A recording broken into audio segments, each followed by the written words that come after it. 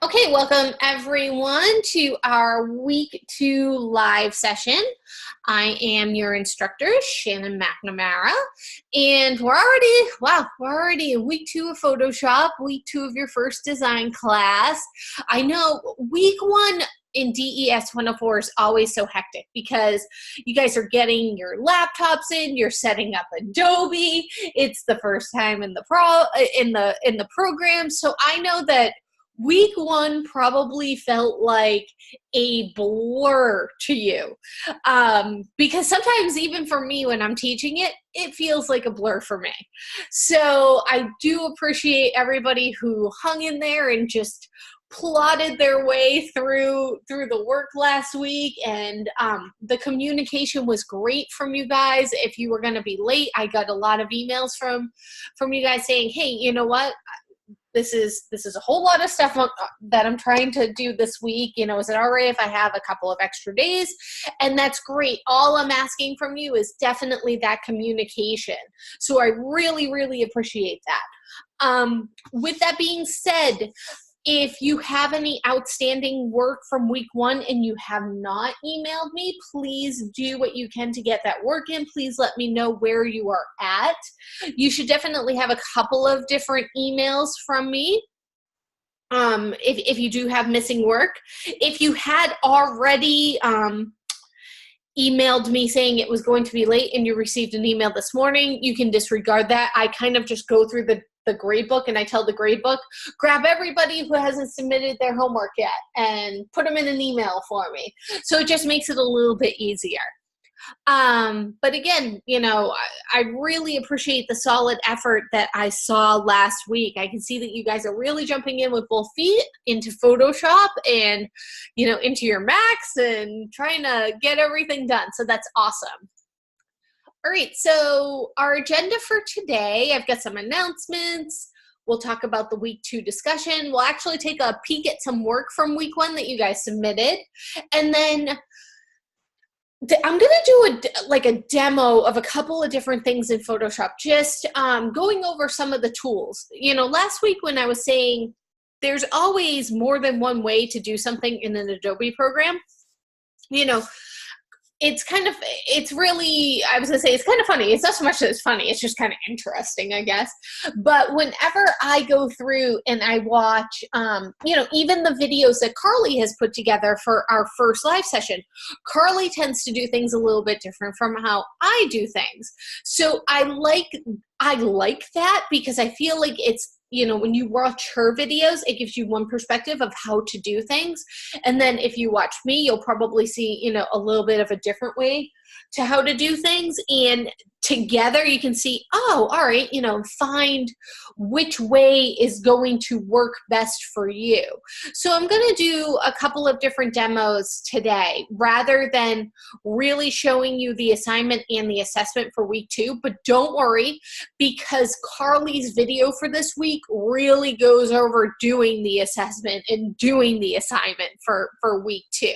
So you're going to get that end of things from her video, and then hopefully my video will kind of try to show you a couple of different tools or tips or tricks to maybe do things a little bit quicker if you feel a little bit more advanced, or if you've been in Photoshop before, or if you might just find it easier to do it this way.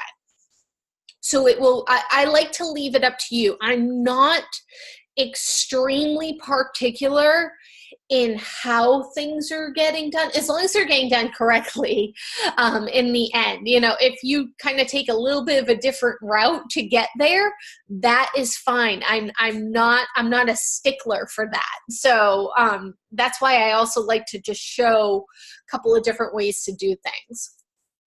All right, so just a reminder, I have the wrong day here. My telephone hours are roughly Monday through Thursday, 9 a.m. Mountain Time to 4 p.m. Mountain Time, but you probably noticed, 9 a.m. Mountain Time is really 11 a.m. my time and 6 p.m. my time. I just try to be available as much as possible during the school day. But email really is my best point of contact. And you'll probably notice that you get a lot of emails earlier than that from me. I get up at around 5 a.m. every morning, and I try to check my emails, and I try to reply to emails, and I try to get a whole bunch of things done before my daughter wakes up around 6:30. And then it's kind of nonstop action from there on in. So just note that if you are trying to get in touch with me, that I am located in Eastern Standard Time. So just be aware of that time zone change when you're trying to reach me. Again, all assignments and assessments are due by Saturday at midnight for full credit. Make sure that you're emailing or communicating with me regarding late work, because that will save you some missed points. And I'm sure some of you can vouch for that you emailed me and I said, all right, no problem. I'm not going to take off the late points then. Thank you for getting in touch with me. I'll say this every week: the week 4 assignments cannot be turned in late. The course will turn into a pumpkin. It will lock you out.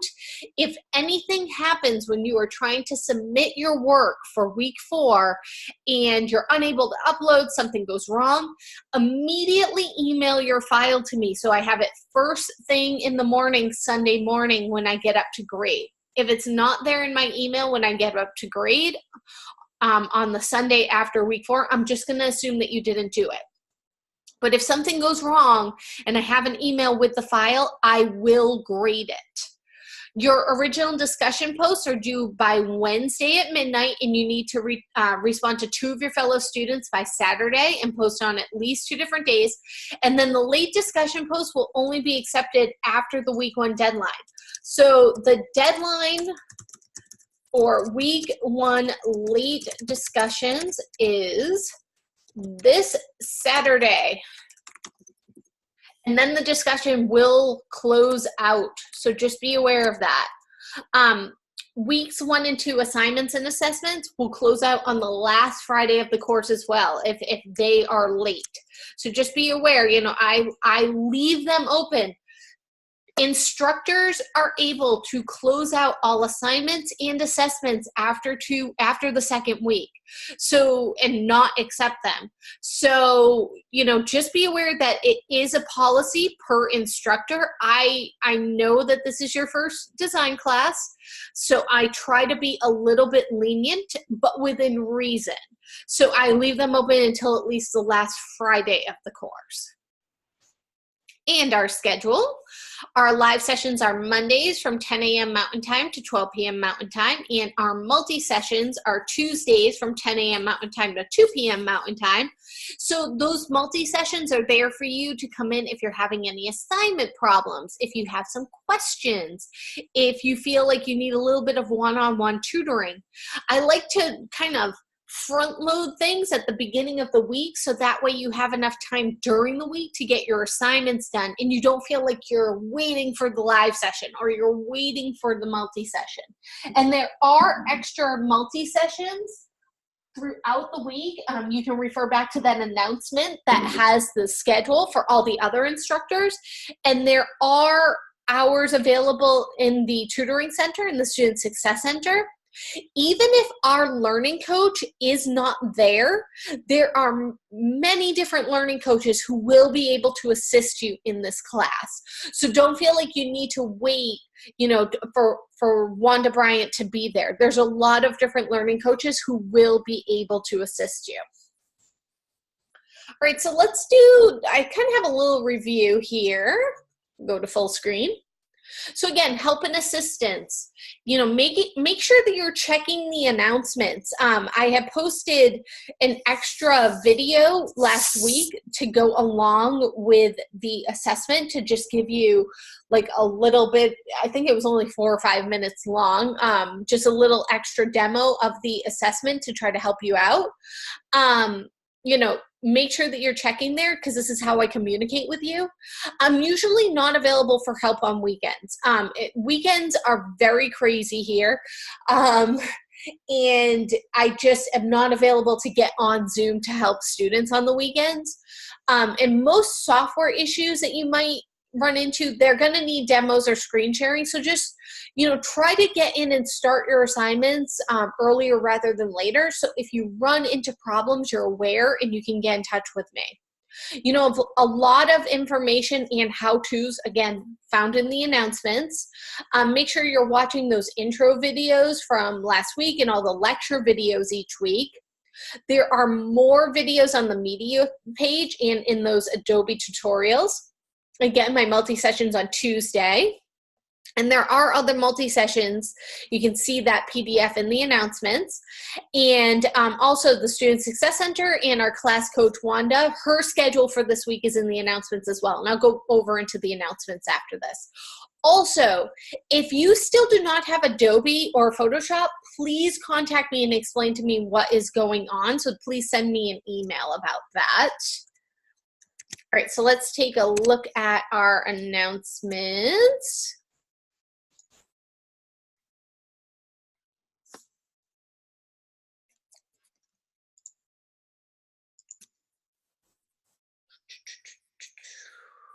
And this is that video I was talking about, that tip for week 1 assessment. All right, so Wanda Bryant, our learning coach, she's off today, but she has hours tomorrow from 5 to 9 p.m. Mountain Time. She's off on Wednesday, and then she's got hours Thursday from 5 to 9 p.m., Friday from noon to 5 p.m., and Saturday from 1 to 5 p.m., and all times are Mountain Time. So if you need extra help, get into the Student Success Center. Again, you don't have to go at exactly the time that she's available. And then here's some tips for a successful week 2, and a reminder of my policy regarding resubmissions. So I will allow 1 resubmission per assignment or assessment for a better grade. If there's an auto-graded quiz in the class, that is exempt from this. All resubmissions must be completed by Tuesday of week 4, which is October 9th, and your discussion post cannot be resubmitted. If you are missing work from week 1, there is definitely still time to fix this, even if you didn't get in touch with me. Don't think, oh, I missed the work, that's it, I'm just not going to do anything for the rest of the class. Please don't do that. Please try and get those missing assignments or assessments in as soon as you can, because there's definitely still time to bring up your grade going into week 2. Just don't let it snowball and get out of control. You know, don't forget about the readings and videos from week 2. We'll go over and we can take a quick peek at those. So again, this is right in this readings and videos tab. And you can either scroll down or just click right on week 2 and it'll bring you to it. So this is the pre-recorded lecture that I was talking about with Carly. That goes into best practices for retouching images and the basic image editing tools. There's a good demo. So this is a good demo for both your assignment and your assessment in this video. There is also some Adobe photo retouching basics that's covered in this video. Goes over spot healing, the clone stamp tool, the healing brush, and then it goes over our learning objectives for utilizing 4 retouching tools in the process of retouching and restoring a photograph. Then there is a how-to, a help on that goes over blemish removal, red eye removal, content awareness. And then there is also a lynda.com playlist on Photoshop Essential Training, which goes over removing distracting elements with the healing brush and the patch tool. The magic of content aware, fill, move, and scale, using the clone stamp tool, removing larger elements from an image. So a lot of, you know, that photoshopping those images. And when we think of Photoshop, these are the types of projects that we're really thinking about, you know, going in there and, you know, fixing some blemishes on an image, or color correcting an image, or, you know, things like that. That's usually what we think of when we think of photoshopping something. And then there is also introducing adjustment layers. This is going to go along with your assessment for this week. So this is going to go along with the assignment, the chapter 10. Chapter 14 is going to go, again, it's going to have some more information to go into how to do that assessment this week. And then we have sharpening images, and Also smoothing and evening skin, brightening eyes, lightening teeth, reducing wrinkles. I mean, who needs to even worry about what they look like anymore, right? Between this and all of the Instagram filters, we can just basically live a lie for the rest of our lives until somebody sees us in person. But again, lots of great tutorials and videos this week. And again, I was saying before I started our recording, try to watch the videos on your tablet or even your smartphone and do the work on your laptop. And I wish that there was a way, I really can't, like, to kind of just show you what my work setup looks like, because I'll try to take a picture right now and send it to you guys so you can kind of see what I'm talking about, because I do the same thing. I basically, just, I think I'm going to share it right to my computer. AirDrop. It's probably going to start dinging on me. There we go. Okay. Yes. Thank you. Where are you? Oh, here you are. There we go. So this is what my setup looks like right now. I've got my laptop going. My setup is a little bit crazy. I'm not going to lie. Yours probably isn't going to be, or who knows, it might be even crazier than mine. Here's my other computer back here, my other Mac, which is down here and the cords are running up. I do all of our live sessions on my laptop, and I run a tablet right here so I can see what's going on and make sure everything matches on the screen, and I can talk to you guys on the chat.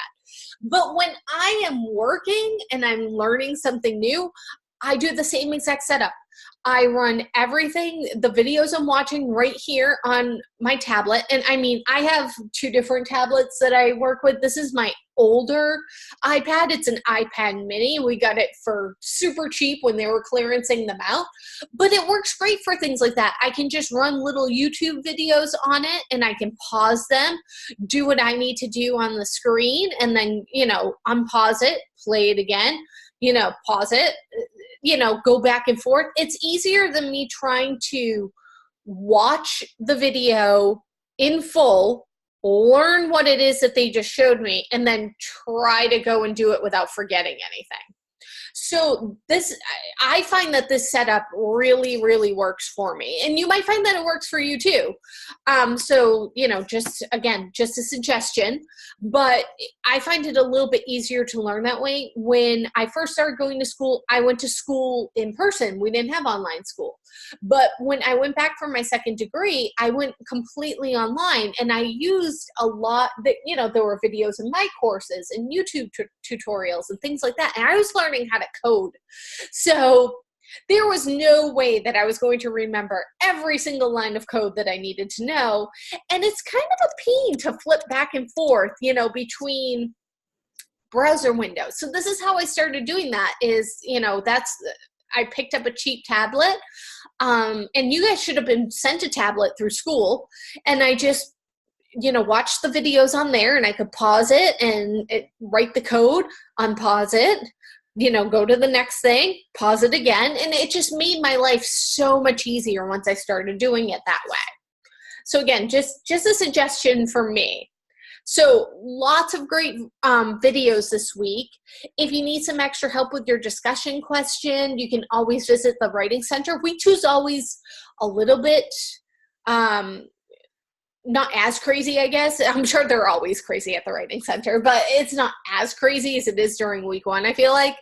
So you might have an easier time getting a live appointment. I always have a horrendous time trying to get a live appointment in week 1. Also, you can submit your papers if you just want somebody to give it an extra look before you submit it, even just those discussion questions. If you want to come to the live session live, or if you need to find the recordings of both the pre-recorded session and my session, that is in the live session tab. Again, if you need some extra help, visit the Student Success Center. And again, there's a set criteria or a set of steps to get into the center. And if it doesn't work the first time, try it again. It can sometimes be a little bit quirky. It is for me. It has been in the past for me. You want to click on this link, and what it's going to do, it's going to tell you, all right, enter your name. So I'm going to say Shannon McNamara. And it's going to download this drop-in collab. So you're going to want to find this in your downloads, and it's going to want to launch the program. And this is where I would run into some problems, and I'd have to sometimes do it a couple of times. And then you would, click run, and you can see it's loading. And then there it is. I'll quit out before they want to try to help me. So again, it's just a couple of steps, but some people get stuck at that download. So just, I don't even know where it put it in my downloads.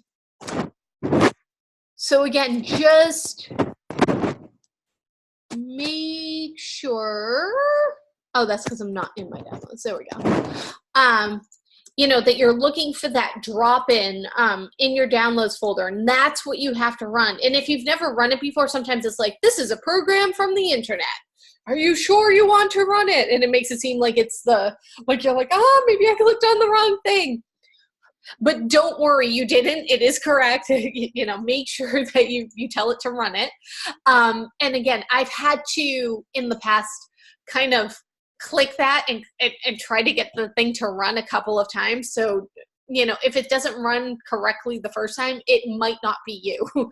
It's happened to me as well. If you need some help with your computer, you can visit the Computer Support Center, and I'm just going to go in there for a second so we can just take a quick look. The IT helpline number is in here if you have any IT issues. There are some things that you can email me and I might be able to help you out with, but a lot of the computer related issues and things like that, IT is really going to be your best bet. So you'll want to write this number down and keep it somewhere. If you ever get locked out of Canvas or something, make sure that you have this number saved somewhere. Save it in your cell phone. So that way they can help you to get back in. There are computer basic labs that are offered each week. They're in the Student Success Center Tuesdays and Thursdays. And, they go over all different things for each week. So, computer file management, this would be a great one for you guys to go to. Learning about computer file management, when and how to change your web browser or why you might need to.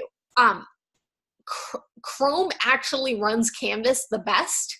The second best is Firefox, and the worst is actually Safari, which is what your Mac defaults to. So just kind of keep that in mind. And then don't forget about those daily checkpoints this week. Again, those can either make or break your grade. I have seen students lose an entire letter grade because they didn't do the daily checkpoints during the course, or they just logged in and said take quiz and then just didn't bother and took the 0 for the day for their attendance. And I've seen people drop from having a B to having a C, and there's nothing I can do about that. If you don't take the daily checkpoints, there's nothing I can do. If you take the daily checkpoint and something went wrong, or you think that you had the correct answer, I can go back in and double check for you, and if I need to adjust your grade that way, but that's really the only thing I can do. And then also Adobe Help. Let me double check that I have this time correct, because I feel like I had it incorrect last week. So let's find that multi-session. Here it is. This is that PDF that we're talking about with all the multi-sessions. I just want to double check Sean's time every Friday from 10 to 12, because I think I have every Friday from 9 a.m. to, oh, I need to fix this. Let me Let me fix this for you guys. Because I feel like he had all the same hours all the time, and then a mod ago he changed them. And I like to copy and paste my hours. So Friday from 10 to 12 Mountain Time, 10 a.m. to noon each week. There we go. And I'll save that for you guys. And I'm going to have to save it in the other section as well.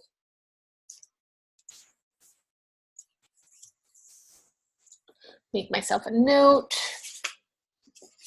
It says fix announcement. Notes everywhere on my desk. Fix Adobe help time. All right, so again, if you can't get into my multi-session on Tuesday, there are multi-sessions on Wednesday and Thursday of the week.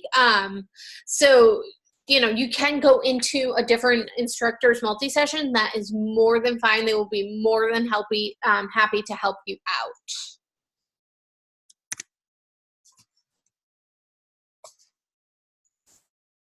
All right, so last week we were talking about raster versus vector and which was the correct way to set up a file. If it was a billboard, a postcard, a magazine ad, and a web banner. So here is an easy way to remember this. Raster, web. Vector, print. And I'll say illustrations, logos, things like that, because we were talking about logos. So if you have a logo, you're going to, anytime that it needs to be used for something that's going to be a printed piece, you're always going to want to use the vector version of it. So even though you might be able to get away with using the raster version, it's just not good practice to do it that way. And here's an example. Let's say that you know that postcard is only going to be a 5x7 postcard, and the logo, the raster version of the logo, it's technically the right size to fit on that postcard. So you're just going to send them the JPEG. Well, what if next time they decide, hey, we already have her logo on file, but we're going to use it on a poster. So just grab the logo that we have on file, and they don't really pay attention to the fact that you sent them a raster version, and they try to expand it for the poster. It's going to come out looking low res. We say low res when it's fuzzy, when it's blurry, but that wouldn't have happened if you sent them the vector version. So really, you should only be using raster versions of logos on the web. Any other time that you need to use a version of a logo in a billboard, in a magazine ad, in on a postcard, a printed piece, you're always going to want to use the vector version. You want to err on that side of caution and use the vector version in case if at the last minute something needs to be scaled up and made larger. So we really get into this raster versus vector, the nitty gritty of it and the color gamuts and everything else that goes along with it in DES 114. But I think that, thinking of it this way and always thinking of it in terms of logos, because that's really what we're talking about here. Photos are always going to be raster because they just are. They're pixel based. You take a picture with your camera and it's pixel based. But logos are where we really start to think about that vector version of the logo. And I can probably show you a good example of this. A little bit of show and tell. Hold on. Gotta get into the depths of my Dropbox here. Pixelate logos. Here we go. My husband's a graphic designer as well, and him and I don't see eye to eye on file management from time to time. But here we are. Logos. Come on. When you label something logo, the logo should be in there. I yell at them.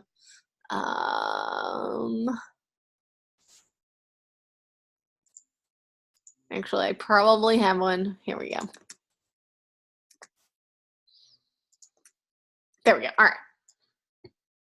So again, you'll also get into this when you do your Illustrator class, but it's one of those things where it's going to come up over and over and over and over again in all of your design classes. And, you know, I started telling people in DES 114, think of it this way. Anytime something is being printed with the logo, it needs to be vector. And they said, why didn't somebody tell me that, you know, 6 classes ago? That makes sense. So now that I'm getting you guys right at the beginning, you know, I want to make sure that you know, anytime anything needs to have a logo and it's going to be printed, you know, use the raster version. And this is actually, this is kind of a good example.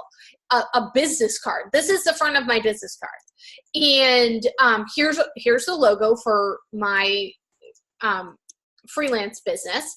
And this is the vector version of my logo. And when I put this together, a business card is only 2 by 3. So that's really small. And technically, yes, I could get away with, you know, having a raster version of my logo, you know, using that version, especially where it's just a business card. But, you know, what if I send this over to the printer and then I say, they send me back a proof. I say, you know what?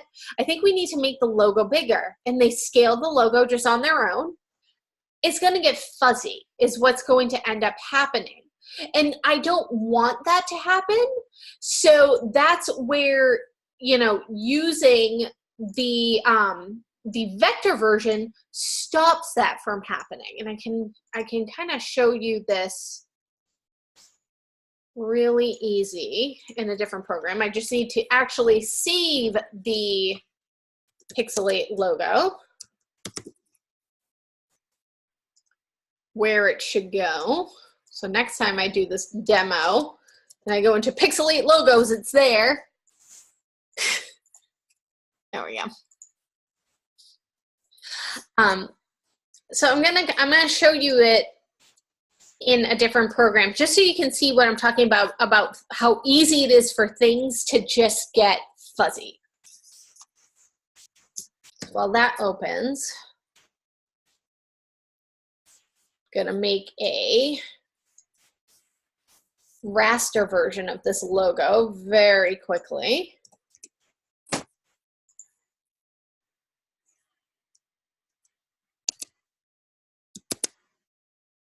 File, save as. I'm gonna save it as a JPEG.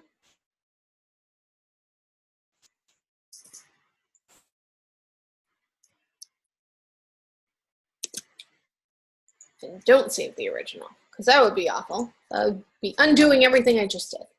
So I have a business card that is 2 by 3. And it's going to get that small version of the logo, which I'll place. And don't worry too much. These are other Adobe programs that you're going to learn in different courses. This is just to kind of see the difference between vector and raster. So again, here's the vector version. And here's the raster version. We can already see in the raster version a little bit of that pixelation. But what if I start to make it, well, I only need the logo like this big. All right, so some of the pixelation's going away. So you may say to yourself, all right, but at real size, it's kind of hard to see the difference, right? And sure, it is. It's kind of hard to see the difference. But then what if I need this logo on a poster, same logo. And my poster is 11 by 17. So let's grab both of these.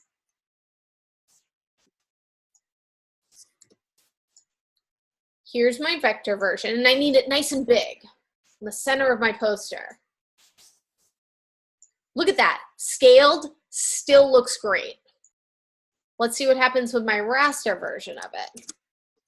That right here, this looks a hot mess. Even this, when we start to, you know, I have a nice, like very simple gradient going here. Look at all of the distortion. You can see all of the little boxes. That's what starts to happen as you take that raster file and you just make it bigger and bigger and bigger and bigger. It starts to get distorted, and in the industry we call that low res. It starts to be a low resolution image, and it looks, because it looks bad, it doesn't look high res, high resolution, kind of like high def TV. Think of your TV that you have now versus maybe your grandparents' TV that they had 20 years ago. Definitely different picture quality. So anytime that you are using something in print, you want to use the vector version. But if you are on the web, that doesn't mean that you can just scale up a raster version. It's going to be fine. You're still going to want to make sure that you have that logo at the appropriate size and that you're not going past 100%. But again, these are all things that you will get into in different courses. But it's really good to know, and I think seeing the visual probably puts, you know, that vector and raster, you know, it might help for it to make more sense when you see it this way. So again, photos, always raster, because our cameras are pixel based. You know, they print the images in pixels. Even old cameras with film, you know, once you printed that film, you know, if you went too big, it started to get grainy, the film. You know, they can be created in software and saved as JPEGs or PNG files. For printing, it should be at least 300 DPI at the scale it's printed in. Scaling up, again, dilutes that DPI, and you can start to see all those little blocks start to happen. Scaling down increases it, but it'll also make your file size larger. But again, that vector, which can be very realistic looking illustrations or logos, and there are times where pictures are going to be vector. I showed you with that Totoro. I can show you with a couple of other things. You know, my husband's a graphic designer. He does lots of illustration. He does his illustrations in Illustrator. Photos that are enlarged for printing murals. Those types of photos are literally taken with such high resolution cameras that they're able to be blown up to that size. But then again, that goes back to the type of camera, those really professional cameras. I have a professional camera and I couldn't take a photo that could be blown up that big. But even with some of those, when you get really close to the mural, those wall murals that you'll buy, you can start to see the pixelation if you look for it. They just look at it as, and that's such a great question. I'm so glad you brought that up. The manufacturers look at it as, most people aren't graphic designers. They're not really going to notice this. But we graphic designers, we get right up to it and we're like, this isn't the correct DPI. So, you know, those are kind of the things that that you need to be aware of, is like it's all the tools that you're using. Like this right here, this was created in Illustrator. This is all vector. This is not raster. This isn't an image. This is a vector graphic or illustration that my husband made. He's way better at this than I am. He has a couple of other crazy things that he's done. Like this. He has a thing with drawing his cars. So this is one of his old cars. He created this. This is all vector-based. This is all vector-based. I think there's one more. This one's all vector-based. And he actually showed the line work that he did. So, you know, that's the difference. And those can be scaled up as large. Those images could be scaled up to the size of a building and they would never lose their resolution. Again, you'll go really in depth in this in DES 114, but I think having that understanding going into it's going to make it a lot easier for you guys when you do get to those classes. All right. So using those shape tools this week, I wanted to go over a couple of pieces of your work that I thought were really cool that people submitted. And please don't feel bad if yours didn't end up in my quick little slideshow. I was just kind of grabbing some at random from both of the courses that I'm teaching. So please don't take it the wrong way if you don't see your work. Again, if you haven't submitted it yet, your late submissions can be submitted up to the Friday of week 4, but don't wait till then. And if you want to resubmit something, you have through Tuesday of week 4. Here's the thing. If anything after the Tuesday of week 4, yes, you can submit it late, but you would not be able to resubmit it because you're already past the deadline. So just keep that in mind. All right, so let's do a quick little slideshow. So this was one that I saw that I thought was pretty cool. Also this one, whoops, I missed one. Oh, I'm on it. This one was pretty cool. I really like this one on the black background. I felt like the colors really popped. This one, simple, but I loved the contrast in this with the really red and black. I just want that line to match up down there. And I think that this would be a really cool background. But at the same time, I kind of like that it's broken. I'm really torn on that. Then we had this one. This one, I was very amazed at the line work. It's not easy to get these really subtle waves in the line. So I was very impressed by that. And then this one, I was very much impressed with how well everything was lined up on the page. I was like, that's some great alignment going on there. And repetition in the colors. Really, really popped. So again, good work this week on your assignments. I wasn't very picky about the designs, just as long as you had enough designs on the page. If you had some, these were some issues that you might have run into, maybe some JPEG or PSD files that didn't open, or that might have had a really big white border. If you are having trouble with any of your files, please come to the multi-session or the Student Success Center and have somebody look at your file. I had a couple of PSD files that were uploaded that I could not open. So I don't know if they were saved incorrectly and had the wrong file extension. It's very hard for me to do kind of that sleuth work with the file on my end. So again, if you have a note from me saying I couldn't open up your files, please make sure that you either go to the Student Success Center and have somebody look at it, or you come to the multi-session so I can try to take a look at it. Again, the review of our assessment, that PSD file was needed for proper evaluation. So that way I can make sure that you met all of the different requirements. So again, if you submit it with just a JPEG, but you didn't submit it with the PSD file, please resubmit it.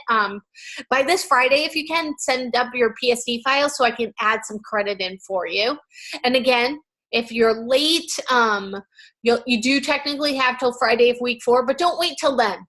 And then if you want to resubmit, you have until the Tuesday of week 4. But again, if you're submitting, let's say, for the first time on Wednesday of week 4, you don't get a chance for a resubmission. So again, that's kind of your penalty of waiting till the last minute. Also, watch those videos from last week's, I have multi-session, but it should be live session, for the process and the ones that are in the announcements.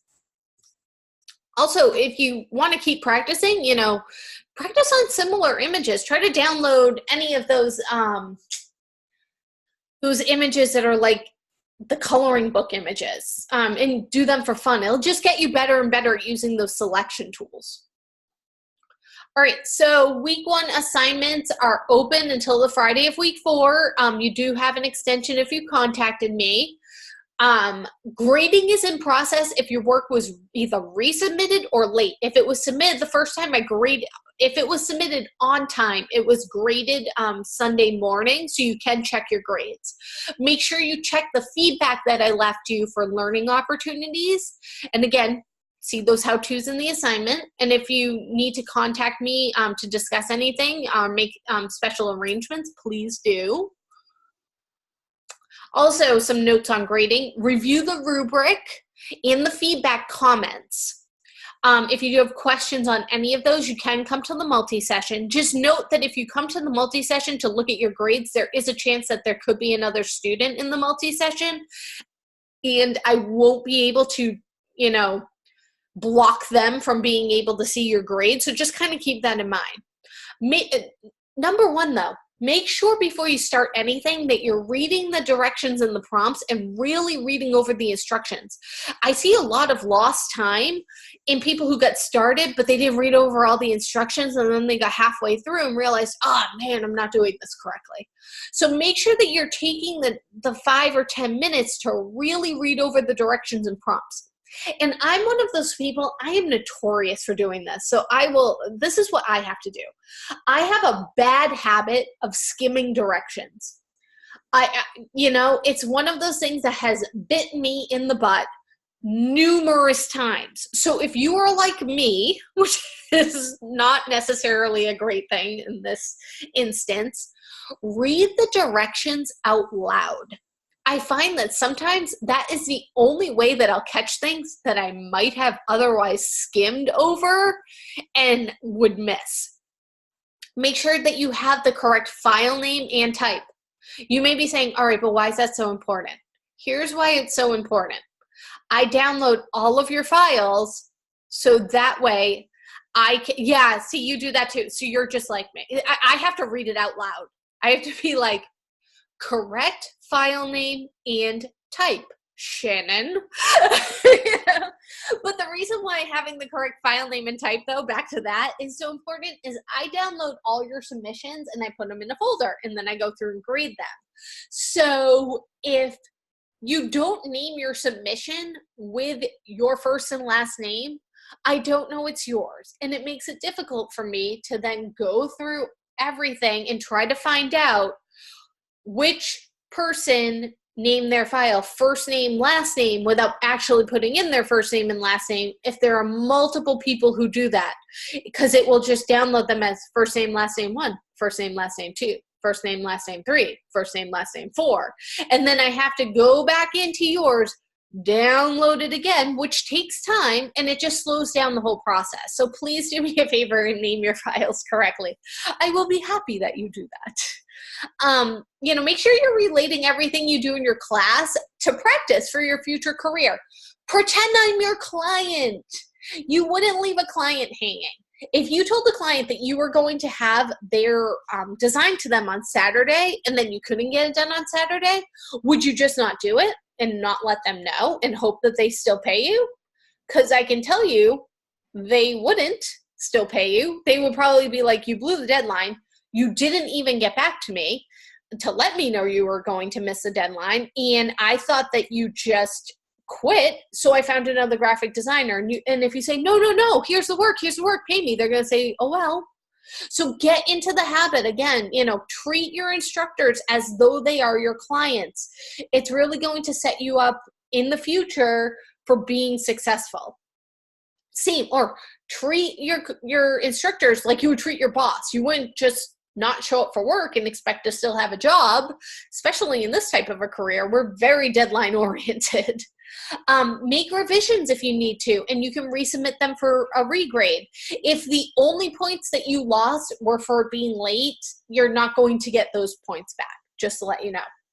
But continue to go into Photoshop, practice play with the tools and techniques. It is the only way you are going to learn this program. That is the only way that I learned Photoshop, was going in there on my own over and over again and just messing around with the program and learning things. It's the only way. So to be successful in your design classes, you now have 4 hours of lecture a week. You need to watch both the pre-recorded and my live session.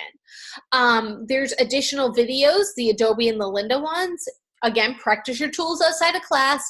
Use all of our resources available to you. The multi-sessions, the Student Success Center. I did not have any of those things when I went to UConn. And UConn was very expensive. It's a very difficult school.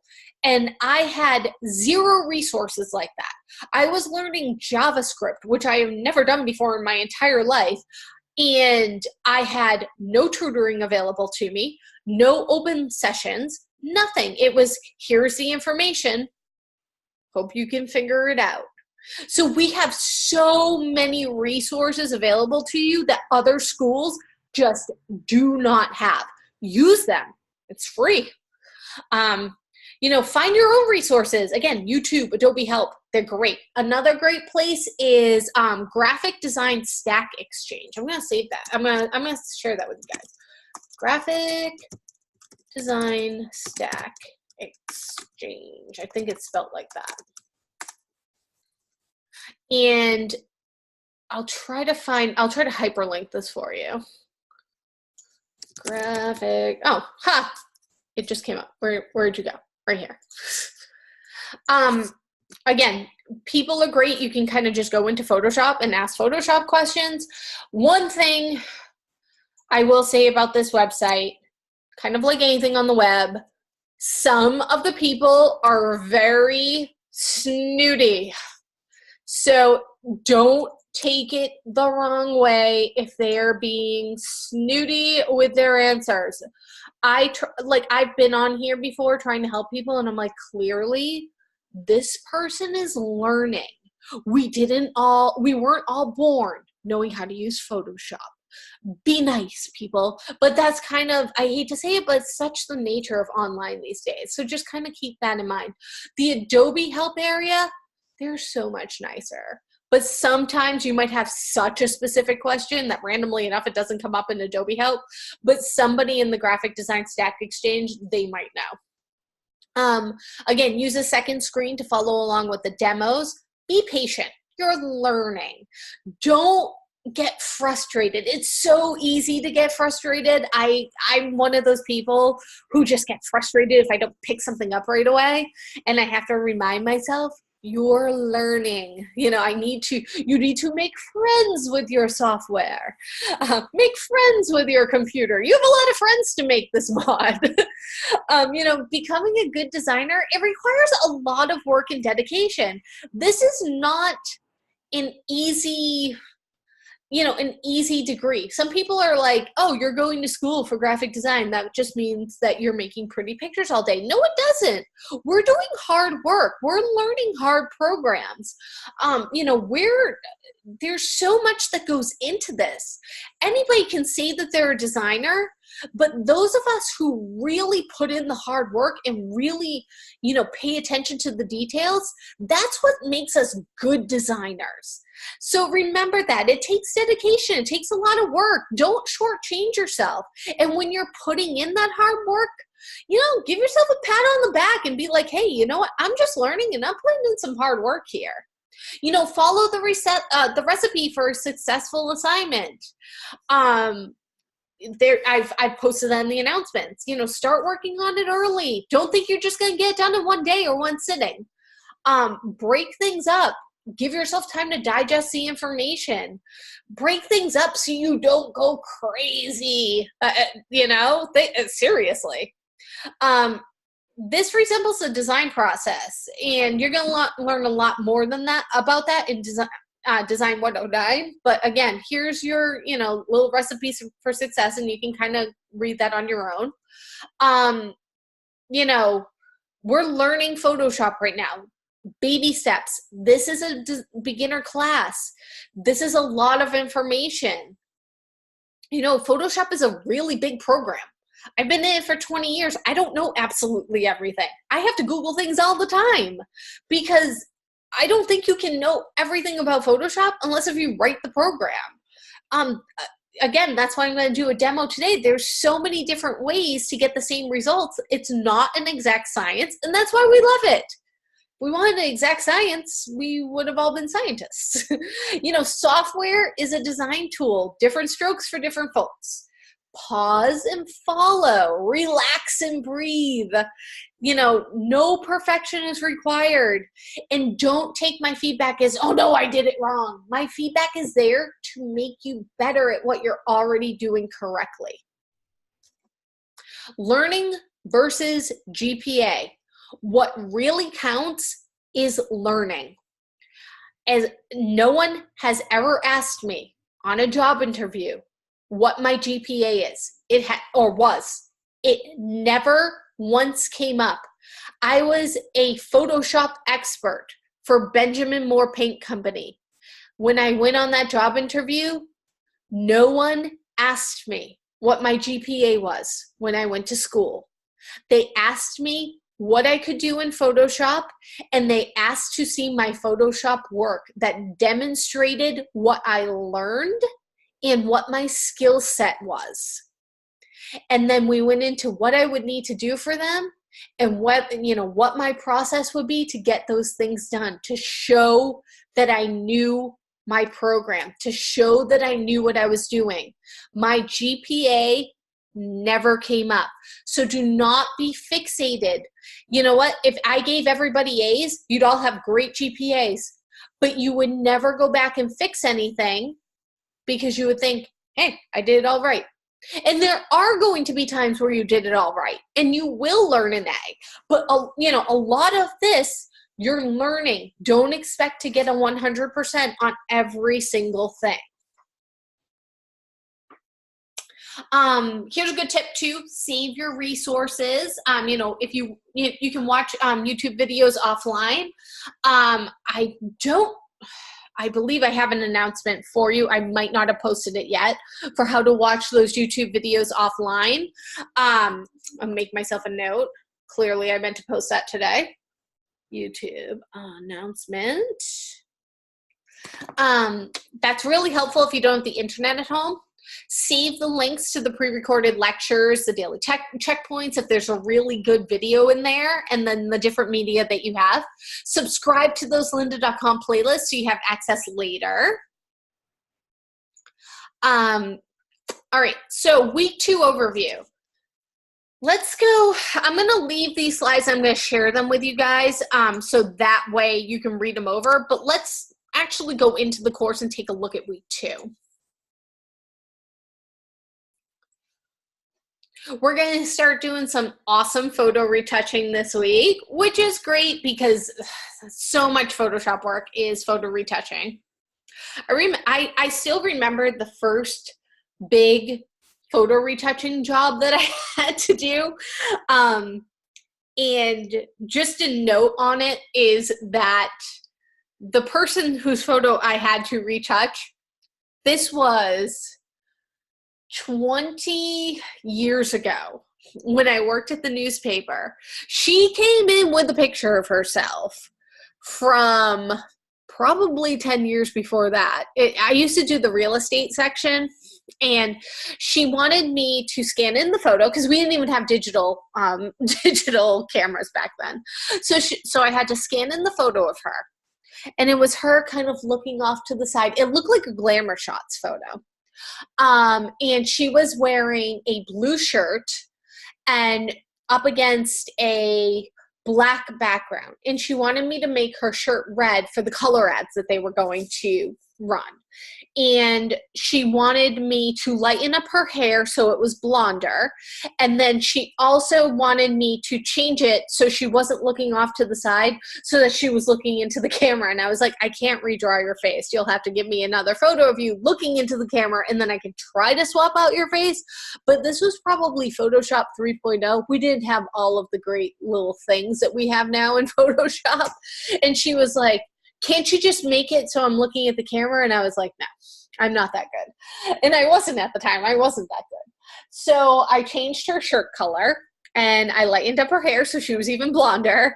And she ran that photo. And it's been 20 something years and she is still running that exact same photo for all of her real estate ads. And I was like, honey, you're not 25 anymore.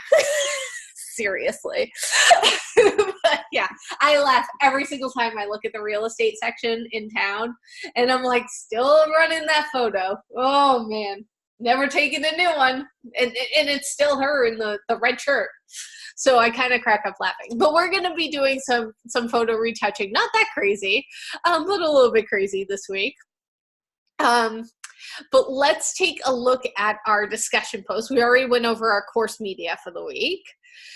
So here's how this relates to your career. As a professional graphic designer, you will be creating and recreating graphics, illustrations, and a variety of imagery.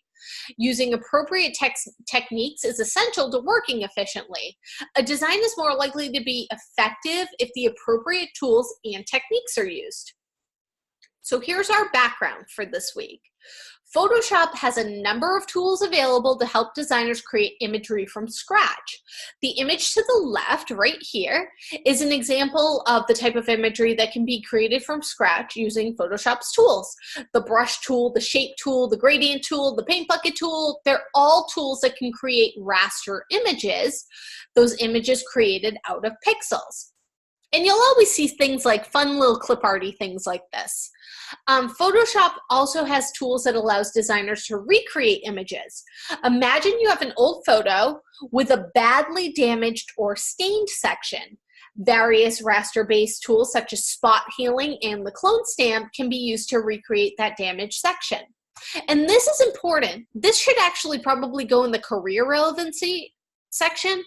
I've seen so many freelance graphic designers get jobs where they are restoring old black and white photos that might have gotten scratched or might have gotten water damaged, or somebody found them upstairs in an attic and they want to have a print made, but there's so many scratches on it. Is there anything that we can do? And we can. Once you get really good at this, that's something that can make you some great side money. So the paintbrush tool. Digital illustrators use the paintbrush tool to create original digital illustrations or to paint lighting onto photos and photo composites. Like all of Photoshop's tools, shortcut keys can be utilized in conjunction with the menus to adjust the size, the opacity, the color, and other brush effects. The shape tools, we used those last week. Though it is recommended that the shape tools be used in vector mode, meaning shape, that the word shape is selected from the menu at the top of the screen. The tools can also be used in raster mode as long as you don't intend to resize the shape. Simply select the pixels from the menu at the top of the screen. The reason vector mode is recommended is because vector shapes can easily be resized, while raster shapes will become blurry and pixelated when resized. So go back to that logo I kind of showed you earlier. We also have the gradient tool, found on the same button as the paint bucket tool, or according to me, the paint bucket tool is under the gradient tool.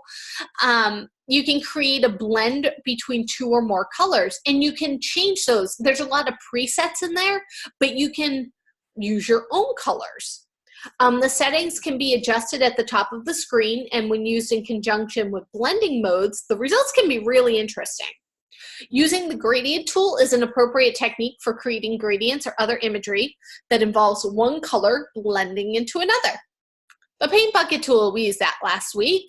This tool can be used to color in a whole document with a solid color or color in a selection with a solid color. It's an easy way to fill a portion of your document faster than sitting there with the brush tool and just kind of painting over it.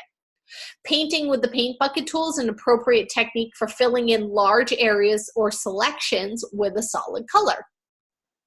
So here's our prompt for this week's discussion. And remember, there's a couple of different questions that you need to answer within the prompt. Find an example of a raster-based design that was made in Photoshop. It can be a digital illustration, a wallpaper design, an advertisement, or even a photo composite. Pinterest.com, thedesigninspiration.com, and cgsociety.org. Those are great places to go for looking for designs made in Photoshop. Then research techniques that designers use in Photoshop to achieve undetectable edits or create or enhance a recreation of an image. So you need to embed the or share the link to the example that you found, analyze the image and discuss what tools you think were used in the creation of the image, and then based on your research on those tools to create or recreate an image, what techniques do you think the designer used and why? So these are the 3 things that you need to look at or answer to go along with that image. You need to have a citation because you need to research the tools that you think were used to create or recreate the image. So for your citation, you might use articles that discuss Photoshop tools or Photoshop techniques, or how best to use those tools, or how best to use those techniques. You can find articles from experts that suggest what makes Photoshop projects effective or ineffective. You need to have an initial reply post and then 2 replies to your fellow students. So again, 3 posts in total this week on 2 different days. So this right here will show you how to embed an image into the reply. This right here will show you how to upload the file to your user or group files. So 2 different sets of instructions to show you how to get that image onto the page this week. So this is your discussion post. Then we have an assignment this week. And again, there's a demo of the assignment and the assessment in the pre-recording lecture for this week. It goes over all the different skills you're going to need to be able to do your assignment and your assessment, but we'll still look at the learning objectives, the prompt, everything.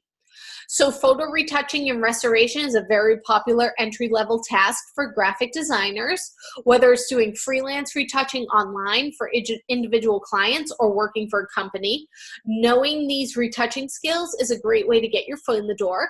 Additionally, a skilled retoucher or restorer can make a good living repairing people's old faded photos. So here's our background. 2 very popular types of retouching jobs clients hire graphic designers to do are basic beauty retouching and restoring old damaged photos. The tools recommended for these types of tasks are the spot healing tool. That's a very easy tool to use that automatically covers an imperfection using the surrounding pixel data. Like all retouching tools, it's recommended that you apply it to a new blank layer rather than the original image so that you can easily erase it if you make a mistake and don't destroy the original. This is possible with sample all layers selected at the top of your screen. Clients almost always want images used for advertisements to be retouched in order to make the advertisement as appealing as possible. Then we have tools for restoring the clone stamp tool. I think the clone stamp tool is the tool I use the most when it comes to photo retouching. It's just, again, everybody does things different ways. That's the way I do it. The clone stamp tool allows you to clone or copy and paint pixel data. It's a very effective tool for covering up imperfections in an image. You will need to click Alt or Option and select a part of the image prior to using it. Like spot healing, it's recommended that you apply it to a new blank layer rather than the original image. This is possible with sample all layers selected at the top of the screen. While spot healing is ideal for fixing small blemishes, the clone stamping tool is ideal for larger areas. Then we have content aware. That's an option or a feature on many of the tools that predicts what part of the image the designer wants to remove and uses an algorithm to replace the pixel data. So again, you're kind of letting the computer do it for you, but it's not always going to come out exactly the way you want it to because they're not you.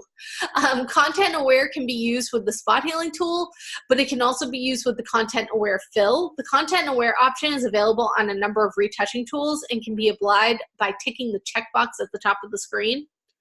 I don't like using it. Again, personal preference. I like doing my stuff myself. And then there's some other techniques. Soft light. Soft light is a blending mode that allows retouchers to paint and lighting on a photo to either lighten the shadows or get the subject to blend with the composited background. Then we have adjustment layers. A variety of adjustment layers are available to you. For instance, black and white, hue saturation, exposure, and photo filter. Those are all adjustment layers, and these layers can help you make changes to the color, exposure, brightness, and contrast of your image. An example of a situation where you might want to use those tools is when you want to change the color of part of your photo. So for this assignment, you're going to choose 2 of the available 4 images to retouch and or restore using a minimum of 4 tools to complete the task. Ensure that all your changes are made on separate layers, and be sure to make your adjustments a natural looking improvement to the original picture. In other words, make it look like the photo was never damaged to begin with. So we're going to download. You can just click on them to download them, and we'll take a look at the 4 images.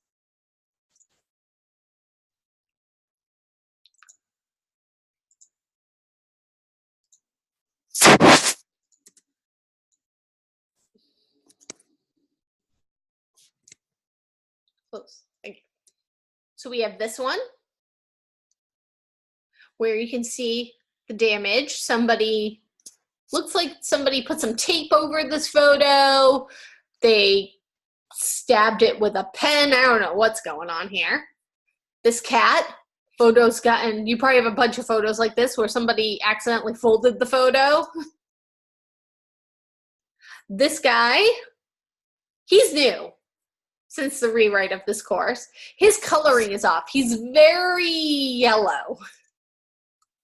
And then this one has some imperfections, you know, that need to be airbrushed out, but also a couple of imperfections in the background as well.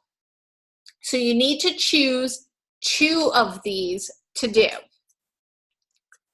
So you're going to use the adjustment layer to adjust the exposure and or color of the photos. Use the spot healing to remove any blemishes. You can use the clone stamp to remove other blemishes that can't be removed with the spot healing. And you can utilize at least one of the other tools or adjustments of your choosing to complete the restoration. Do not crop or distort the images. This is going to be interesting, how you need to submit this. So you need to save your file as a PSD file first. Remember, your first file as DES, whichever one you choose, assignment 2A, your first and last name .psd. And I want you to take a screenshot of your Photoshop workplace for your first image with all of the layers visible in the layers panel. So let me open up a file. Let's open up this one. And you're going to want to turn on your layers panel, right like this. And if you need to, open it up. I have a lot of layers on this one. I don't even know if I could show all the layers. Let's see. Which if you can't show every single one, that's understandable. And you need to take a screenshot of the whole screen. So if you are on a Mac, a screenshot is Command, Shift, and the number 4, and you're going to get crosshairs. And I don't think it really shows. Trying to look at my, oh, and yeah, I guess you can kind of see the crosshairs. They're up. Here they are. All right. It's on top of the blue background right here. I'm watching it on my iPad. And you're going to want to grab from corner to corner and let go. And yours will probably put them on your desktop. I have set my screenshots to go into a certain folder, but I had to actually manually set this up. And then open it up and look. double check that you have everything. This is what you need to send me. Okay, so you need to submit that PSD file and your screenshot, and then also do a file save as and choose JPEG with 100% quality. And your file should be named DES104 assignment 2A, your first and last name.jpg. Then you'll do the same exact thing for the second file. Save it, first and last name PSD. Take a screenshot. Then do a save as and make it a JPEG. And you want, you want to submit both the screenshots and both JPEGs.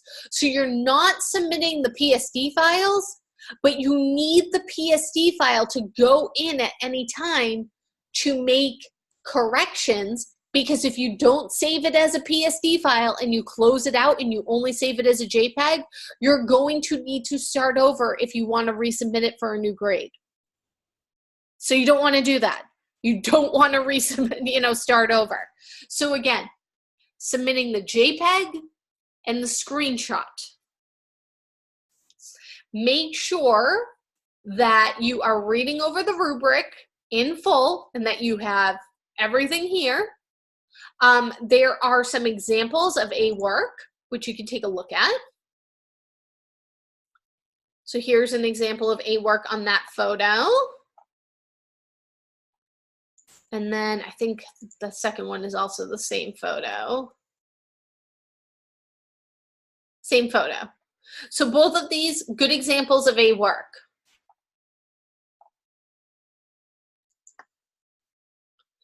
And I will share with you, I gotta find it. I do have a YouTube video of the cat,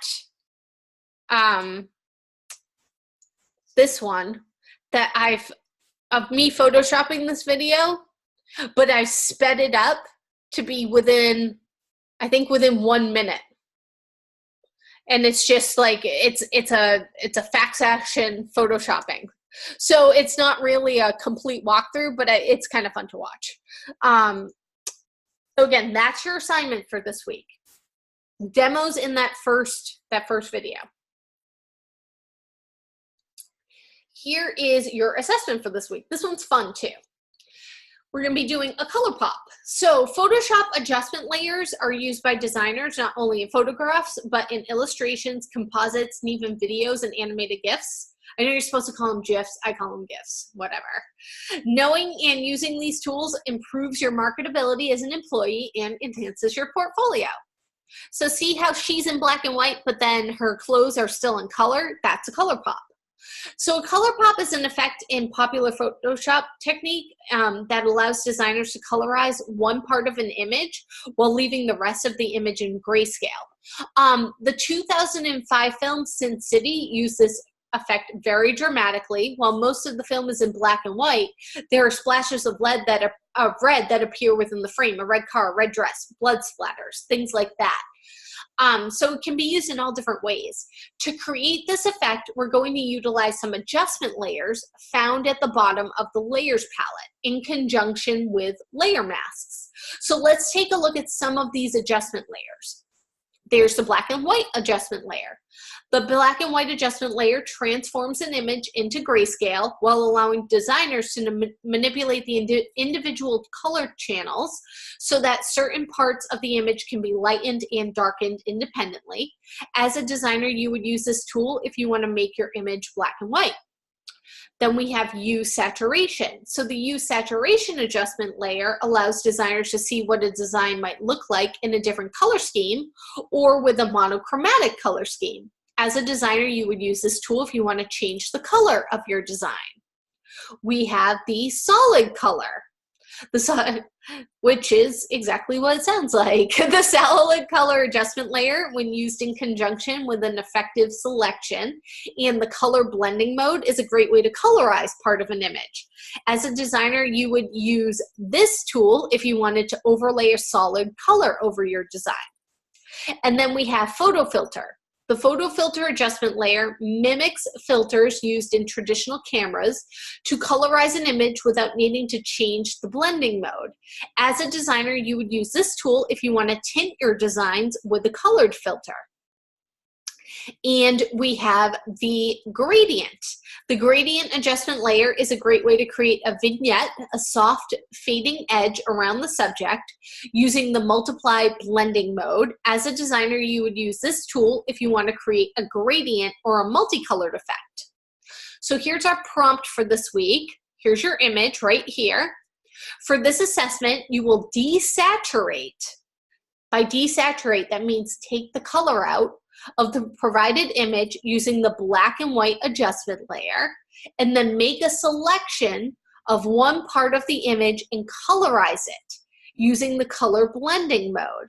You will finish the photo by adding a vignette with the gradient adjustment layer along with a subtle photo filter.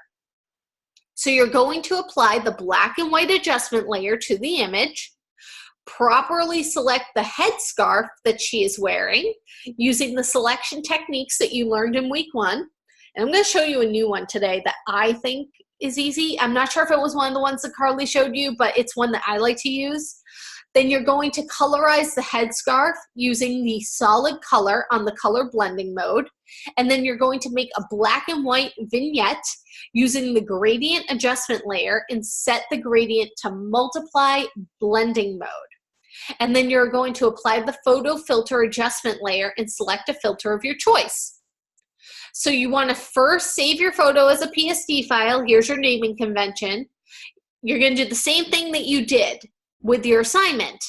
Once everything is done, take that screenshot of your workplace with your first image with all layers visible in your layers panel. And then you're going to do a file save as and choose JPEG with 100% quality. And you're going to submit both your screenshot and your JPEG for final submission. So here are some examples of some A work with this. Here's one.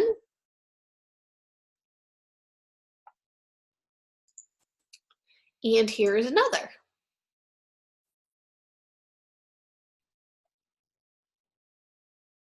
See just that one pop of color. Make sure that you are reading over the rubric and you have everything that you need to submit. All right, so let's get into Photoshop. We'll close this big guy out. And I have a couple of images I was going to show you today. First, I'm going to show you this one. It's an old photo I found of my grandmother. I have no idea who this person is with her. I think she's not, like, it's not my grandfather. It might have been one, I think it's one of her brothers, to be honest, and I don't know where they are or where this big elephant is. And I wish that I had found this image while she was still alive, because I have so many questions about it. And I asked my mom and she was like, I have absolutely no idea what is going on here. But you can see it's so old. I found it in an old drawer full of photos, and clearly there's just so many dust and scratches. There is just so much going on here that needs to be fixed on this image. And this would take a lot of work, but this is where, having those tools and using those tools really comes into play. So one of the things that I like to do, and I know that you can work on different layers and select things to make sure that you're only selecting from the original layer below. But for me, this is how I like to do it. I like to take my layer and drag it down on top of that piece of paper and make a copy of it. And then I turn off the original layer. I'll name it original. And then I'll lock it as well. Well, actually, yeah, you can lock it and then turn it off. So that way I don't accidentally do anything on this layer. That's my original layer. I don't want to mess anything up by accidentally doing things on that layer. again, a couple of foolproof ways not to mess that up. And then I also like to just start somewhere, especially with an image like this. This image is overwhelming. So maybe I'll just start in a corner and start working my way down through the image. I'm going to, again, with my zoom tool, I'm going to zoom in, and let's take a look at some of these different tools that you have. So here's your clone stamp tool. This is the one I probably use the most, to tell you the truth. But there is that spot healing tool. And again, this is where some of those animated videos would come in to play that can show you. There's a healing brush tool, there's a patch tool, the content aware move tool, red eye tool. I'm going to go to spot healing. And this is that sample all layers that they were talking about. So sample clone data from the composited data. You can tell it to do that. I'll click it on just in case. So I'm gonna, if you grab with your spot healing tool, if you grab too big of an area, it doesn't really know what to fix. It gets a little confused.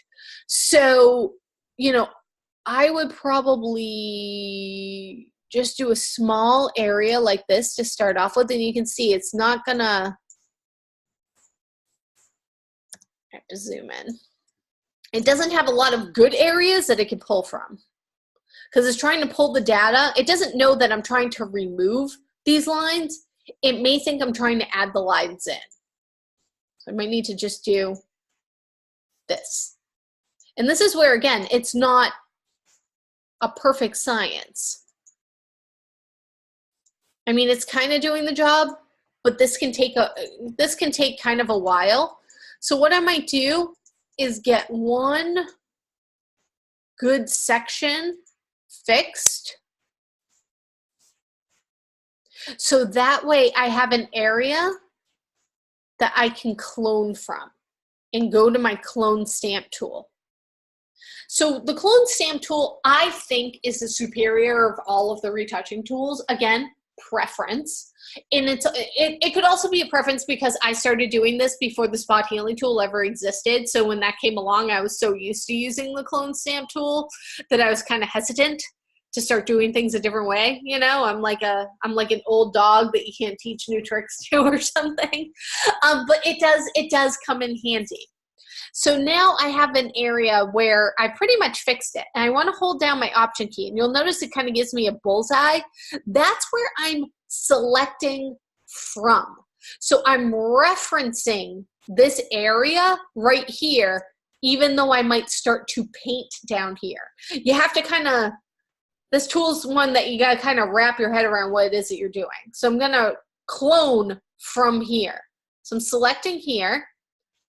And you'll notice it gives me some hatch marks, which are you can kind of see back from where I selected. That's where it's grabbing from. So if I accidentally go off, see how I got that? Let me zoom in. See how I got like that kind of pixel line right there? It's because I reached the end of the page. So what you need to do with the clone stamp tool is you constantly need to be kind of readjusting where you're grabbing from. But once you've gotten an area to work from, it's easy, I think, or a little bit easier to get larger areas done in a better amount of time. One of the things that you want to be aware of too is when you're using any of these tools is you don't want to get this haze where it looks like the same line, the same line, the same line, the same line. That can start to happen, and that's how you can begin to tell that something's really been photoshopped. So you might want to clone, from different areas, different yet similar areas, so that doesn't happen. So you don't get that real photoshopped haze. I call it the Photoshop haze. I don't know. It probably has a real name that somebody else coined. But I call it that kind of Photoshop haze. And it helps also to zoom out and make sure that you can kind of see. But you can see, it's tedious work to to do this. I also, when I'm using the clone stamp tool, I like to set my hardness somewhere between 0 and 50%. If you send it to 100%, like that really bold line, you're not giving yourself enough of a blur to make it realistic looking. Photos are realistic. Photos tend to be soft. They don't tend to, blends don't tend to have hard edges in a photo. So you want to kind of be aware of that as well. And just kind of work your way through. I know some people, when they're doing stuff like this, they might even set the opacity on the layer that they're fixing to maybe like 80% instead of 100%, to let the original kind of show through a little bit.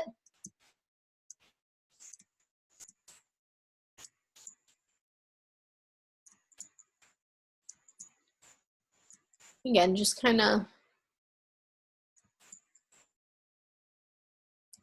work your way down. And you want to be aware of where natural shadows happen too, because you're going to need to fix, you don't want to get rid of those.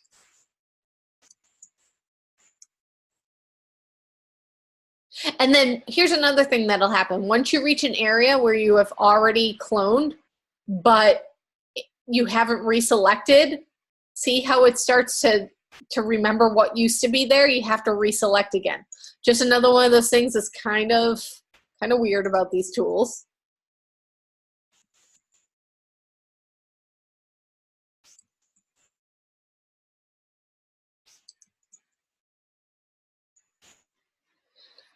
And then I would probably go in, use the blur tool here.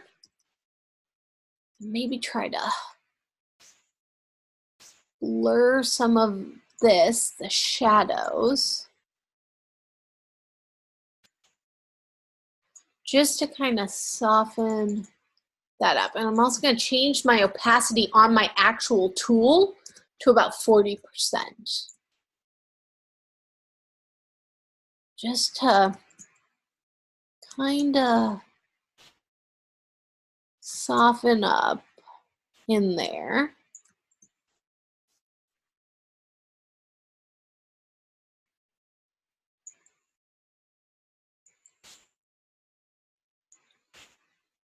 Go back to my blur tool. Again, it's changing between the tools. So you can see, starting to come along.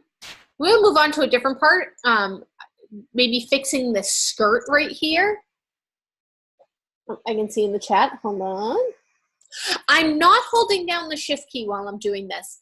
I would have held down the option key to select each time, to select where I wanted to reference, but I'm not holding down the shift key.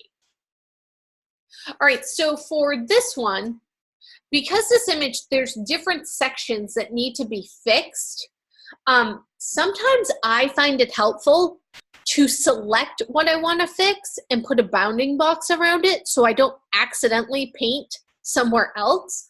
So I want to fix right here in my grandmother's skirt. And this is where I'm not sure if Carly went over this tool with you. Did she go over the quick mask tool with you guys? If somebody can let me know.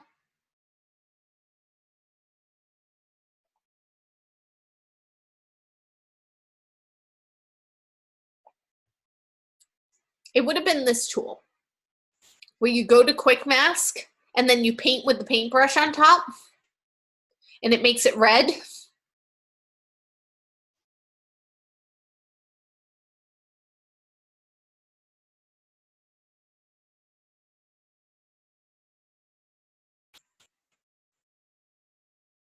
But what I'm doing right now, if you haven't seen this one, I'm actually making a selection. I find this very easy to use when it comes to photos, as opposed to using the lasso tool or using the pen tool or one of the marquee tools. What I will do is I will paint in the area that I want to select. So you go to Quick Mask, which is down here. It's the second button from the bottom, and it looks like a square with a circle inside. And then you need to go to the paintbrush tool, and it's going to default to having black. That's what you want to paint with. Even though it's going to show up in red, you're actually painting in the black right here. And if you paint too much, you can flip it to the white, and the white actually erases it for you, and then you can put it back to the black. So let me just do this real quick, and I can kind of show you what it does. And here's another trick. See how I close this up on all four sides, and there's just this part on the inside? I am going to go to my magic wand tool and select the inside, and I want to go select, modify, expand. And again, these are tips. You don't have to do this. Set it to maybe 4, and then I'm going to do an edit, fill, black or foreground color, and hit OK. And that'll fill it in for me, and then I can go up to select, deselect, go back to my brush tool and just kind of make sure I got everything. Now here, when you exit Quick Mask by clicking on the button again, this is now a selection. Everything I painted is a selection. Again, I think that's a little bit easier than trying to use that lasso tool to perfectly draw what you want to select. Now I can use my clone stamp, and I can't accidentally, oh, whoops, hold on. Select inverse, my bad. Now we can do it on the inside. Right? Yeah. So now I'm not going to accidentally paint, whoops, 100, there we go. Paint outside of this selection. See, it won't let me go outside of the lines. So I can kind of work within part of, I guess it's the outside of her skirt that I selected. I meant to do her skirt, but that's fine.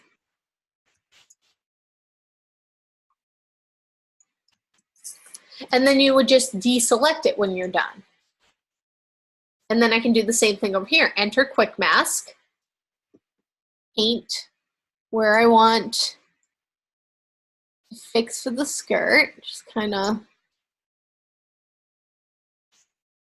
magic wand tool, select, modify, expand, and then edit fill, and then deselect, exit, and then I need to select the inverse.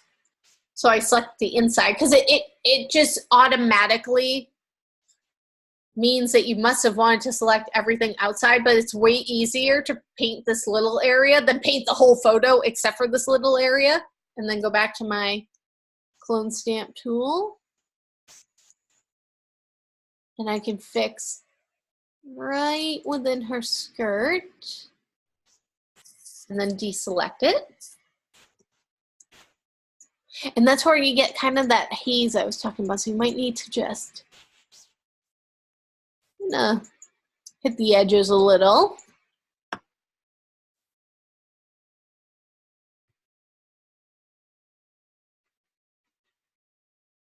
And this has a pattern, so I'm gonna have to be aware of the pattern that's going on here when I fix this part.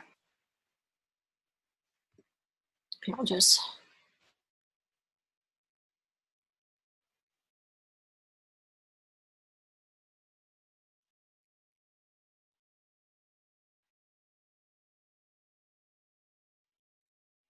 I'm just going to use a couple of quick keys here.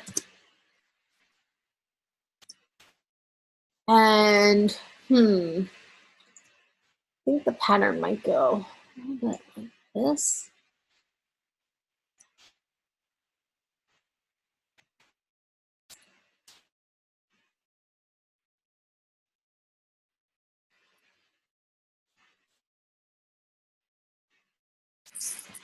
And deselect.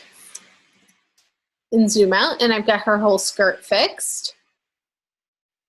So you can see, again, lots of, you know, different ways that you can do things where it's all going to still kind of end up the same way. So I would continue to work my way through this image, but again, saving and saving often. So I'm going to do a file. I'm going to do a save as. I'll just name this fixed, so I know which one was my original and which one is the one I'm working on. And I'll close that one out. And then I wanted to kind of show you, which one? Oh, let's open up this one. You know, again, doing some of those adjustment layers. So Carly's going to go over this in detail, but, you know, I like to make a copy of my original and then turn that one off, you know, just in case. Your adjustment layers are down here. They're this circle with like kind of like half black, half white. So I'm going to change it to black and white, and it added a black and white adjustment layer. So what I can do is I can change the opacity of it, maybe multiply it where, you know, it kind of just darkens it, but then I can start to like lighten it up a little bit. And they start to almost look like Instagram filters in a way. I'm going to leave it at normal right now. Move my layer just a little bit out of the way. And then what I want to do is I want to add a layer mask to this. And I'm going to start to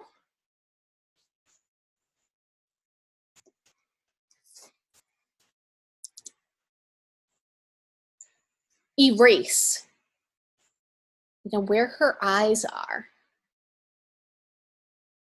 So just the blue of her eyes starts to show through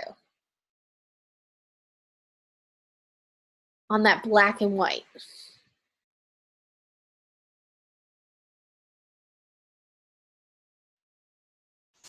Again, I'm kind of keeping this, I'm going to feather it just a little bit. Really zoom in. Go with my eraser tool.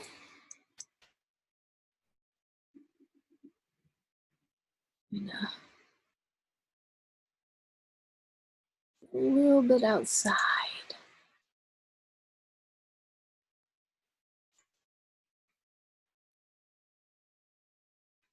Just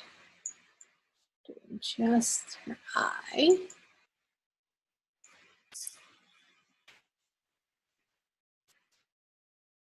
I'll zoom in, I'll do the other eye. Again with my eraser tool. Really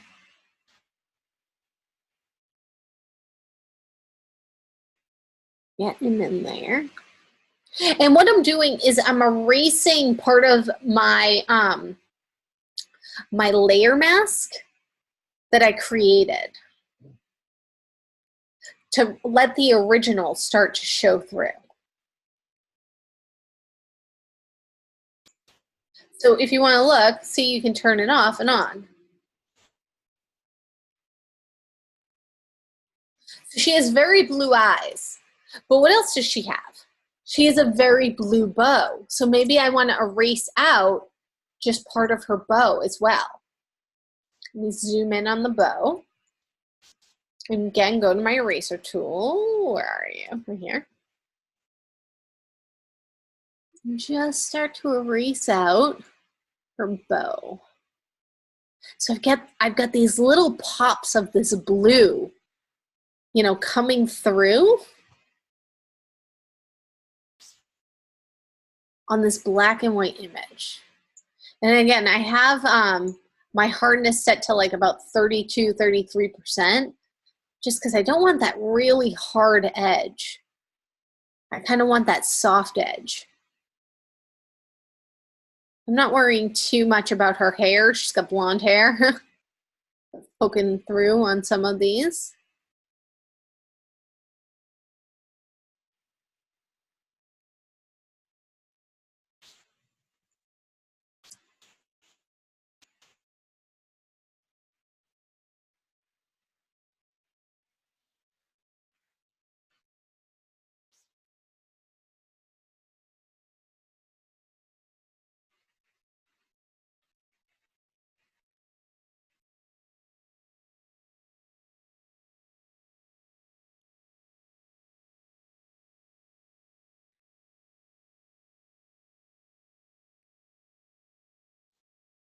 And some of this has a kind of a red knot to it, it looks like.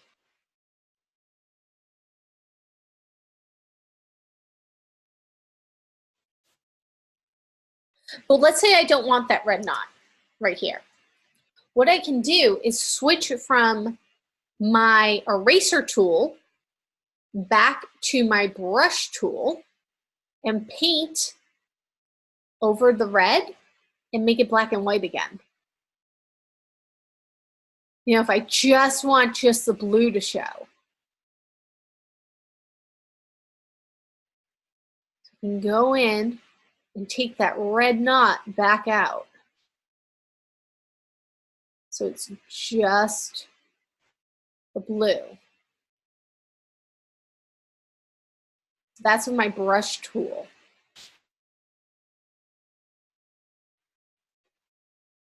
And then back to my eraser tool, which is right here.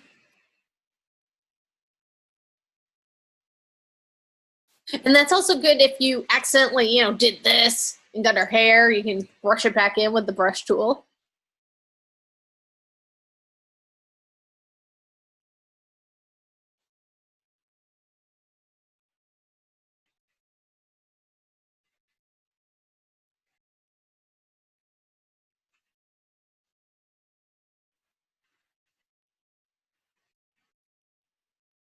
And if you want to look for some images to kind of experiment with, you know, outside of the ones that we're using in class, if you go to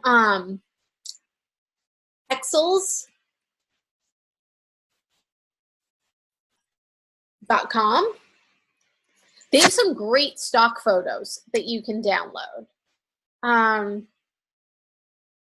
Let me see. What is a good slide to share those with?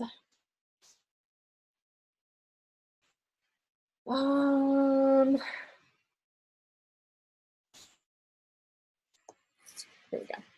I'll put them on this recipe for success. Try out. Oh.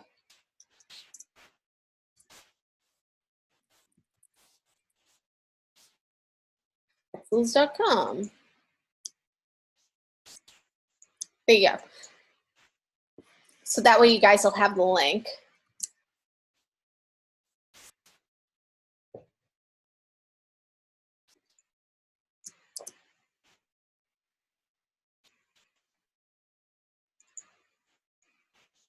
Oh, I'm like, why can't I see my eraser tool? If you accidentally have caps lock on, by the way, instead of seeing the size of your tool, it'll give you this like kind of crosshatch instead. For the longest time, I could not figure out that that's why that was doing that. It's kind of annoying. So if that ever happens to you, make sure that where you can't see like what the size of the brush you're working with is, it might be that your caps lock is on. So just kind of double check that. One of those annoying little things that's supposed to be helpful, but really it's just kind of annoying.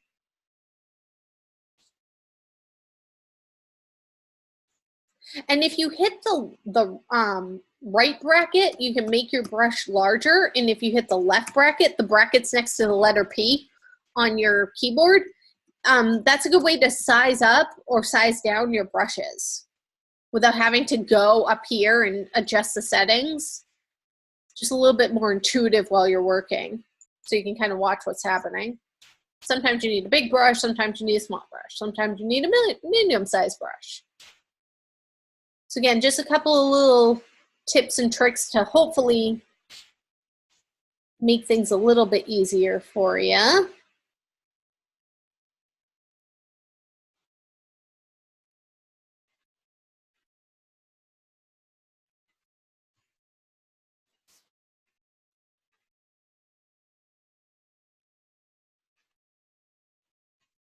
I'm just gonna brush in here just a little bit more. I have a couple of little pieces of red left. And let's turn this off for a second. Let's see.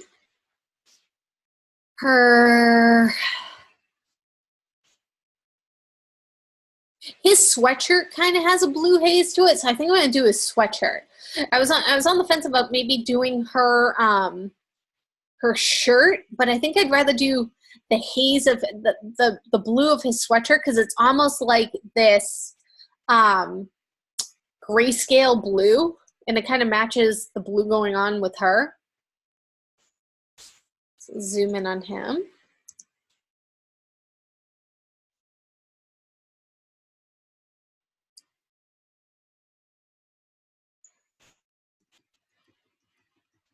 Again, probably go to a larger brush.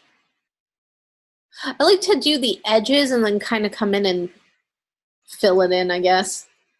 Again, to each his own, how you like to work. That's just kind of how I like to work. I always feel like the edges are the most difficult part that require the most concentration.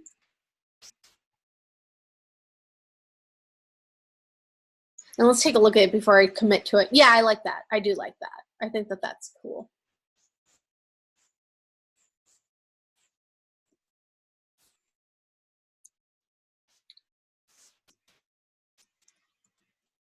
And you can use the plus and minus key as well to kind of like zoom yourself in and out in stages.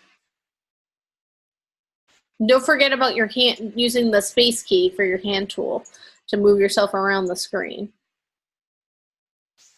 Way easier than trying to use the little ruler bar. You can see where I'm erasing. I actually didn't need this extra mask. I'm going to get rid of that one.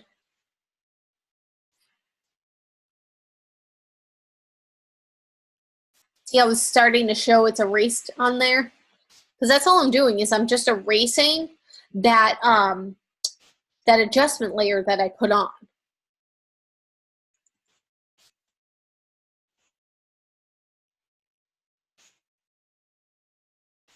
Oops, I got a little bit of shirt right there.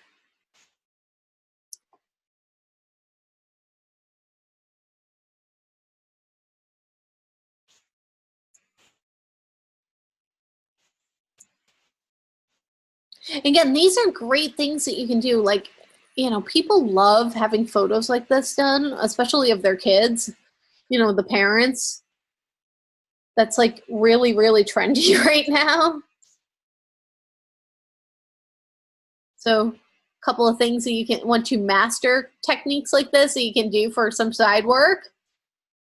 Open up yourself a little Etsy store doing custom photos with some color pops. Maybe even name yourself Color Pops. Although if you all did it, you'd have like, there'd be 60 of you with Color Pop stores.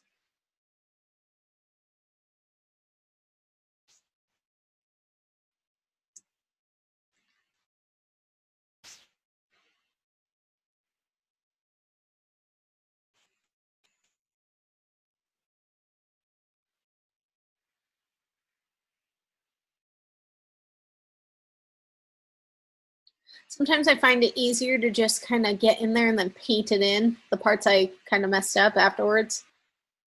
Paint the black and white back in.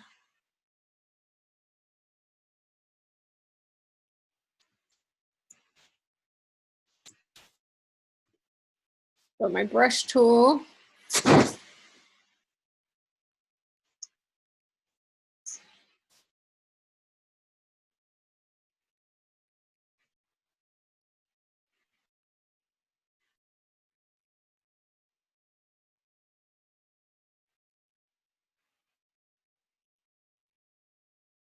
Yes, in theory, you could make her nails blue. I was just thinking that. I was like, do I want to make her nails blue, or will that be a little bit creepy? But you can do that with another adjustment layer. You can do that with the solid color adjustment layer. So if you did another adjustment layer and you painted in and added the solid color adjustment layer, you can then paint in her nails and make her nails blue to match. Or let's say she didn't have blue eyes and you wanted to make her eyes blue to match you know, whatever it is that she's wearing, or make her eyes purple to match whatever it is that she's wearing. Yes, that's where you would then use that solid color adjustment layer to do that. So there's just so many, you know, cool things that you can do with the adjustment layers, where we haven't done anything to the original photo. We've just added a layer over the photo that we're doing all of this stuff to. You know, we haven't destroyed the integrity of the original photo at all.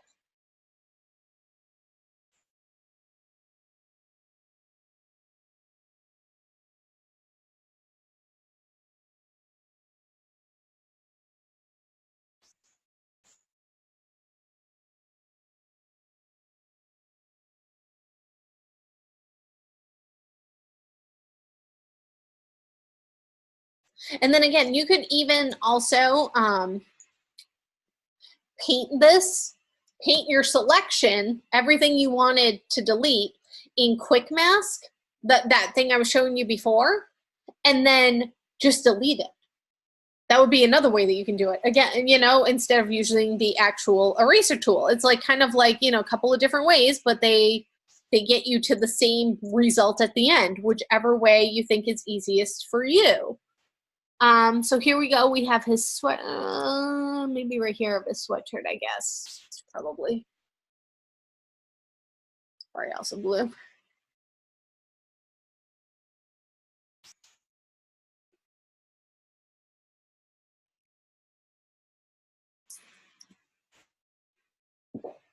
There we go. And I don't know what color his hat is. It's like, I wish his hat was blue, but then that might, you know, another thing where we can, you know, we're kind of out of time, but you could also do the color layer and match the blue and do a color layer on his hat. How would you take like a thumb out of a photo? Well, you would have to paint over the thumb, in theory, with something else. So like, let's say I wanted it to look like she had her thumb tucked under her. I would have to start to paint in his sweatshirt over this. Let me do, I might be able to do it quick.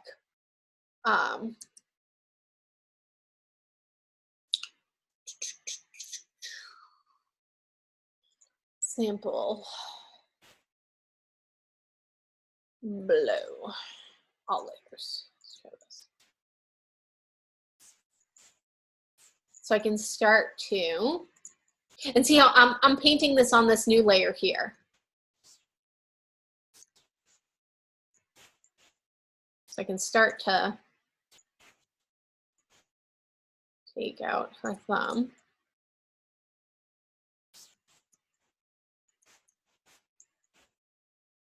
You know, it's not exactly the simplest of things, but kind of can be done.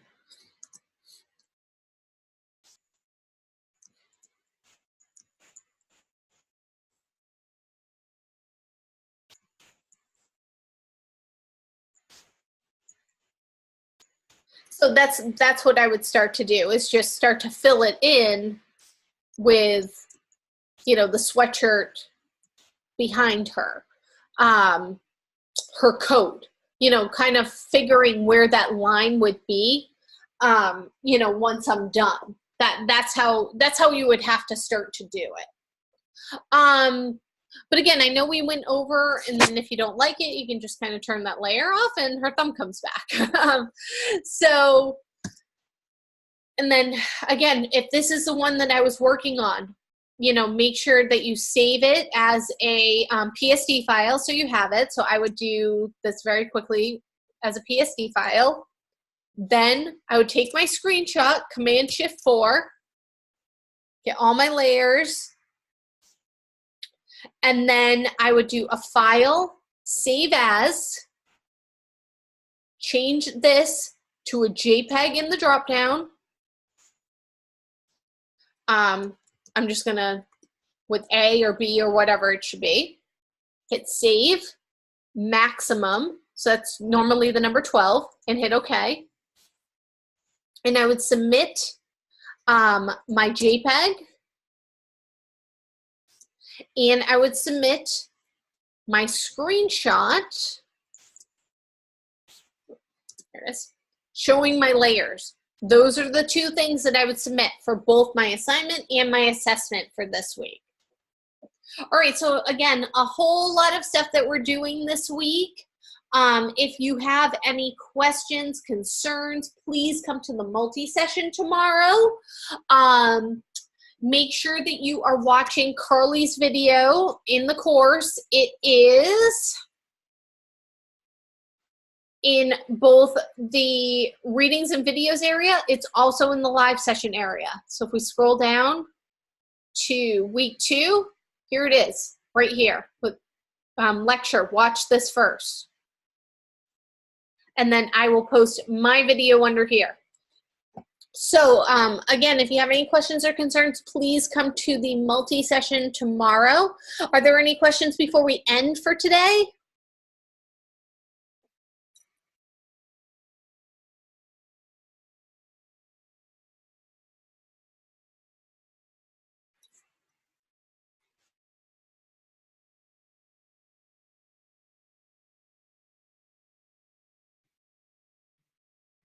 Okay, great. Well, thank you guys so much for coming, and I hope you have a great day. Again, if you need anything, please feel free to email me, and I hope to see you guys tomorrow if you need some extra help, and I can't wait to see the stuff that you make this week. All right, have a great day, everyone.